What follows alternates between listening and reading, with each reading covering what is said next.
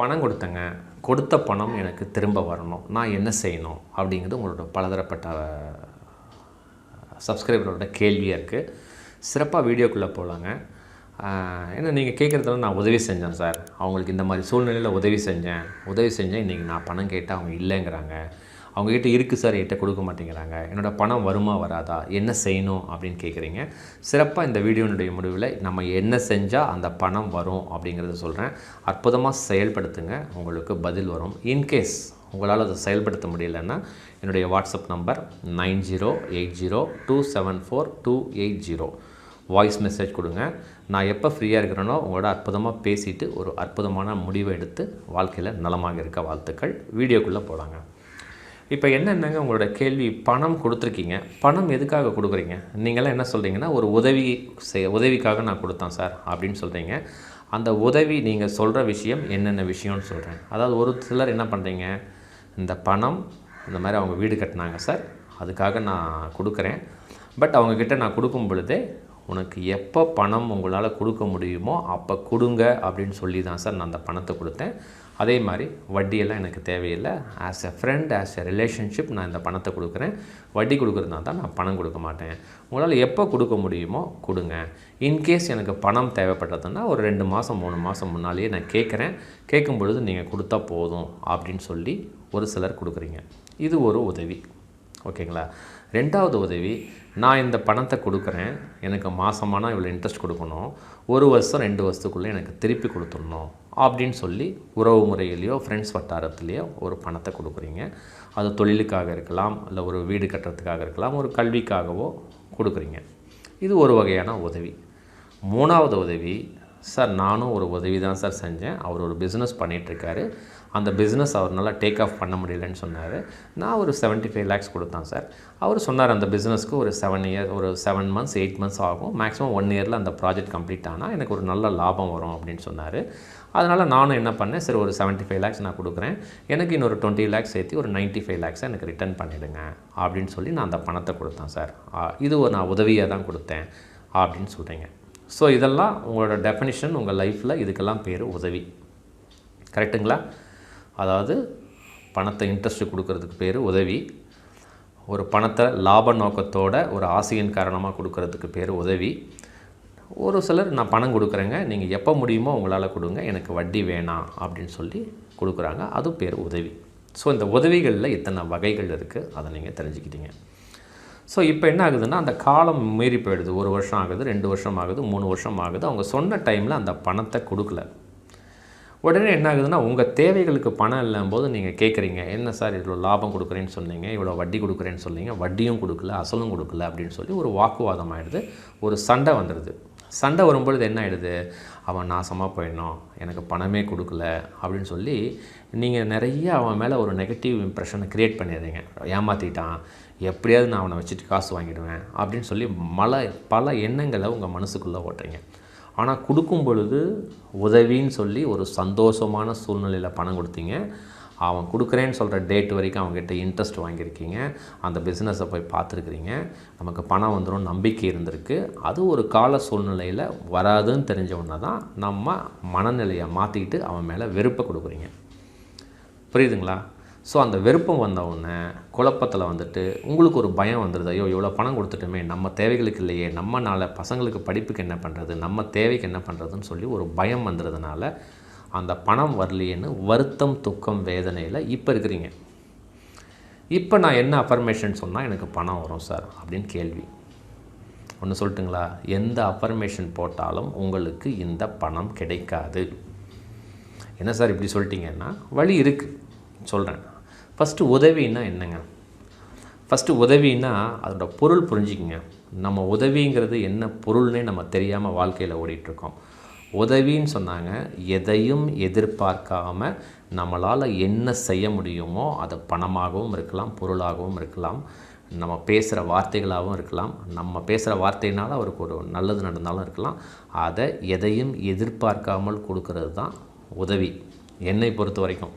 அதாவது ஒருத்தர் பணம் கேட்குறாங்கன்னு வச்சிங்களேன், என்னால் என்ன முடியுமோ என்னால் அந்த பணத்தை கொடுத்தா எனக்கு ஃப்யூச்சரில் எந்த பாதிப்பும் வராது, அவர் அந்த நபர் பணம் கொடுக்கலன்னா நமக்கு பணமே திருப்பி கொடுக்கலைனாலும் எனக்கு பாதிப்பு ஏற்படாதுன்னா அந்த பணத்தை நீங்கள் அந்த நபருக்கு கொடுக்கலாம்.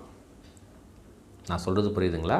அதாவது நான் ஒருத்தருக்கு பணம் கொடுக்கணுன்னா அந்த பணம் எனக்கு திரும்பி வரவில்லை, அந்த நபர் எனக்கு கொடுக்கலைன்னாலும் அதனால் பாதிப்பு எனக்கு ஏற்படக்கூடாது. அந்த மாதிரி தொகையை நீங்கள் உங்கள் நண்பர்களுக்கோ உங்கள் உறவு வட்டாரத்துக்கோ யாருக்கு வேணால் நீங்கள் அந்த பணத்தை கொடுக்கலாம். இதுதான் உதவி. அதாவது அந்த பணம் ஏதோ ஒரு அந்த பில்டிங் வீடு கட்டுறாரு, இல்லை கல்விக்காக கேட்குறாரு, நான் என்னால் இவ்வளோ தான் முடியும், இது எனக்கு வரலைனாலும் ஒன்றும் ப்ராப்ளம் இல்லை அப்படின்னு சொல்லி அவர் நல்லா இருக்கட்டும் அப்படின்னு கொடுக்குறதா அது உதவி. அந்த பணம் நாளைக்கு அவர் திருப்பி கொடுத்தா சந்தோஷம், திருப்பி கொடுக்கலன்னா ரொம்ப சந்தோஷம். ஏன்னா நம்மளை தான் பாதிக்காதே. நம்ம அந்த நபரோடு எப்போ வேணால் கம்யூனிகேட் பண்ணுவோம், எப்போவுமே அந்த பணத்தை பற்றி நம்ம கேட்கவே மாட்டோம். காரணம், நம்ம கொடுக்கும் பொழுதே அந்த நல்ல மனநிலையிலேருந்து சரி ஓகே இந்த உதவி அவன் கேட்டிருக்கான், நம்மளால் முடியும், அதை நம்ம செய்கிறோம் அப்படின்னு செஞ்சால் தான் அதுக்கு பேர் உதவி. ஸோ உதவின்னா ஃபஸ்ட்டு என்ன டெஃபினிஷன்னு தெரிஞ்சுக்கிங்க. அப்படி இல்லையா, இல்லை சார் என்னால் முடியாதுங்க, என்னால் அந்தளவுக்கு பணம் கொடுக்க முடியாது, நீங்கள் வேறு சோர்ஸ் பாருங்கள் அப்படின்னு நீங்கள் சொல்லிடலாம். அதை விட்டுட்டு ஒரு ஆசையின் அடிப்படையில் ஒரு வட்டி வரும், நமக்கு இதில் போட்டால் அவ்வளோ லாபம் வரும் அப்படின்னு சொல்லி நீங்கள் பணத்தை போட்டுட்டு இன்றைக்கி எனக்கு பணம் வரல, நான் என்ன சார் செய்கிறது, என்ன அஃபர்மேஷன் பண்ணணும்னு கேட்டால் எப்படிங்க பணம் வரும்? ஏன் பணம் வரலன்னா அதுக்கு காரணம் நீங்கள் தான். ஏன்னா கொடுக்குறப்ப ஒரு நல்ல மனநிலையில் இருந்தீங்க, இப்போ பார்த்தீங்கன்னா அவன் மேலே கோவத்தை, வருத்தத்தை, துக்கத்தை வச்சுட்டு இருக்கிறதுனால அதே சூழ்நிலைகள் தான் நடக்கும். சரி சார் இப்படியே பேசிகிட்டு இருந்தால் எனக்கு அந்த பணம் வரணும், என்ன செய்கிறது? இது கேள்வி. சிறப்பாக நீங்கள் செயல்பட்டால் அந்த பணம் வரும். என்ன செயல்படணும்? கொஞ்சம் அஃபர்மேஷன் பண்ணுங்கள். ஓகே, அந்த சூழ்நிலையில் நம்ம அந்த நண்பருக்கு பணம் கொடுத்தோம், நான் ஒரு நல்ல மனசு பண்ணி தான் நான் கொடுத்தேன், ஏதோ சூழ்நிலையினால அவரால் பணம் கொடுக்க முடியல, இறைவன் அவங்கள நல்லா வச்சுருக்கட்டும் அப்படின்னு வாழ்த்துங்க. என்ன சார் அவன் பணம் கொடுக்கணும்னு நீங்கள் போய் வாழ்த்த சொல்கிறீங்க? வாழ்த்தி பாருங்கள். நம்மளாம் என்ன நினைக்கிறோன்னாங்க, ஒருத்தர்கிட்ட பணம் கொடுத்தா அவர்கிட்டயே இருந்தே தான் அந்த பணம் வரணும்னு ஒரு தப்பான கணக்கு போட்டு வச்சுருக்கோம். அதாவது நீங்களாம் அவங்ககிட்ட கொடுத்தேன் பணம் வரல அவன் அப்படி போகணும் இப்படி போகணுன்னா இந்த பிரபஞ்சம் நினைக்கும். காலையில் அஃபர்மேஷன் போடுவீங்க, மதியானம் அவனை திட்டிக்கிட்டே இருந்தீங்கன்னா இவன்கிட்ட பணம் வந்தால் இவன் நல்லா இருக்க மாட்டான்ட்டுருக்குன்னு சொல்லிட்டு பணத்தை நமக்கு கொடுக்காது. ஸோ கொஞ்சம் மாற்றி யோசனை பண்ணுங்கள். அதாவது நீங்கள் ஒரு 5 லட்ச ரூபா கொடுத்துருக்கீங்க, அந்த 5 லட்ச ரூபா அவனால் கொடுக்க முடியல, சூழ்நிலை உங்களுக்கு தெரியுது, இருந்தாலும் நான் உதவி செஞ்சேன் பணம் கொடுக்கல அப்படிங்கிறது திட்டத்தை விட்டுட்டு ஏதோ சூழ்நிலையினால் அவரால் கொடுக்க முடியல, பரவாயில்ல இறைவன் அவரை நல்லா வச்சுருக்கட்டும் அப்படின்னு நீங்கள் சொல்ல ஆரம்பிச்சிங்கன்னா, ஒரு வேலை நீங்கள் செஞ்சிட்ருப்பீங்க, ஒரு தொழில் செய்யலாம், இல்லை ஒரு வேலை செய்யலாம், ஒரு 2 லட்ச ரூபா லாபம் வரும், ஒரு 3 லட்ச ரூபா லாபம் வரும்னு அந்த வேலை செய்யும் பொழுது உங்களுக்கு 7 லட்ச ரூபா வந்துடும். அந்த பணம் அங்கே சேர்ந்து வந்துடும். நீங்கள் எதிர்பார்க்காத பணம் வரும். நமக்கு வேண்டியது பணம்ங்க, நம்ம தேவைகளை பூர்த்தி செய்யணும். பட் நீங்களே என்ன நினைக்கிறீங்கன்னா, அவங்ககிட்ட இருந்தே அந்த பணம் வரணும்னு நினைக்கிறீங்க. அவன் மேலே வருத்தப்பட்டுக்கிட்டே இருந்தால் கட்டாயம் பணம் வராது, உங்கள் சூழ்நிலை மாறாது. ஸோ அவனுக்கு ப்ளஸ் பண்ணிவிட்டு உங்கள் தேவைகள் என்ன, எனக்கு பணம் நிரப்பா சிறப்பாக அவன் நல்லா இருக்கட்டும்னு சொல்லுங்கள். உங்கள் செய்கிற வேலையில் செய்கிற தொழிலில் நீங்கள் எதிர்பார்க்காம நீங்கள் நினைக்கிற பணம், வெளியில் கொடுத்த பணம் உங்களுக்கு வந்துடும். இவ்வளோ தாங்க ஃபார்முலா. ஸோ கொஞ்சம் செயல்படுங்க. அவங்ககிட்ட தான் கொடுத்தேன், அவன் தான் பணம் தரணும் அப்படின்னு அந்த வருத்த துக்கத்தில் இருக்காதீங்க. அது எத்தனை கோடியாக வேணால் இருக்கட்டும், பல லட்சங்களாக இருக்கட்டும், பல கோடியாக இருக்கட்டும், அவன் கொடுக்கல அப்படின்னு சொல்லி வருத்தப்பட்டு வேதனைப்பட்டு கொடுத்தது நீங்கள் ஒரு லாப நோக்கோட ஒரு ஆசையின் அடிப்படையில் நீங்கள் கொடுத்துட்டு இன்றைக்கி வரல அப்படின்னு சொல்கிறது ரொம்ப தவறானதுங்க. அதை தூக்கி வைங்க. ஏதோ சூழ்நிலை அவனுக்கு காரணம், அவன் நல்லா இருக்கட்டும்னு நினச்சிட்டு நீங்கள் உங்கள் வேலையை சிறப்பாக நீங்கள் செயல்பட்டீங்கன்னா அந்த வருத்தம் துக்கம் உங்கள் வேதனை உங்கள் மனசில் இல்லைன்னா அதை விட நிறைய பணம் உங்களை தேடி வரும். நமக்கு வேண்டியது பணம், புரியுதுங்களா? கட்டாயம் வரும். அற்புதமாக செயல்படுத்துங்க. இதுதான் ஈஸியான ஃபார்முலா. சொன்னால் நம்ப மாட்டீங்க. இந்த மாதிரி நீங்கள் ப்ளஸ் பண்ண இன்கேஸ் அந்த நபரே கூட ஒரு நாள் கொண்டு வந்து பணத்தை கொடுத்துருவார். நீங்கள் கேட்க வேண்டியது இல்லை, இதுதான் உண்மை. இல்லைன்னா அதை விட பல மடங்கு பணம் உங்கள்கிட்ட வந்துடும்.